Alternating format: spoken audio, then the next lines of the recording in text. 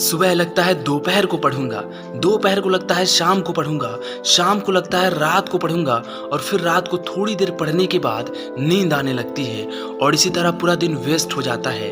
अभी केवल एक दिन बर्बाद हो रहा है, कुछ सालों बाद आपकी इसी आदत की वजह से आपका पूरा जीवन बर्बाद हो जाएगा। तब कहोगे कि मेरी किस्मत ही खराब थी, मैं पढ़ने में बहुत कमजोर था, मैंने मेहनत तो बहुत की लेकिन मुझे हासिल कुछ नहीं हुआ। लेकिन सच्चाई क्या है ये तो आप जानते ही हो ना।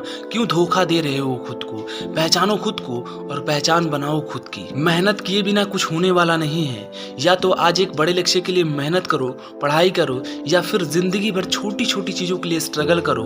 अब फैसला आपके हाथों में है। उन लोगों की बातों पर बिल्कुल मत जाना जो कहते हैं कि बिना पढ़े लिखे भी बहुत कुछ हो सकता है।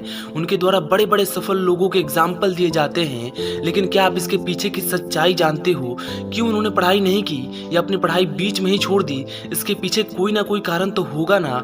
या तो वो स्कूल और कॉलेज की पढ़ाई से बहुत ऊपर उठ गए होंगे, उनके कैरियर में अब उतना पढ़ाई का महत्व ही नहीं रहा होगा। लेकिन देखना, उन लोगों ने सीखना और समझना नहीं छोड़ा होगा। और पढ़ने का मतलब यही होता है, सीखना और समझना। पढ़ाई का मतलब यही होता है अपने समझदारी को विकसित करना, बुद्धि का विकास करना। मैं आपसे पूछना चाहता हूँ कि क्या आपके पास पढ़ाई करने के अलावा कोई रास्ता दिखता है जीवन में सफल होने का? क्या आपके पास कोई ऐसा टैलेंट है जिसको अपनाकर आप कुछ कर जाओ? क्या आपके पास कोई ऐसी स्किल है जिसकी वजह से आप कुछ बन जाओ? अगर है तो काम करो उस पे, छोड़ दो पढ़ाई, और नहीं तो कसम खाओ आज से कि अब चाहे कुछ भी हो जाए, अब मैं पढ़ने से पीछे नहीं हटूंगा।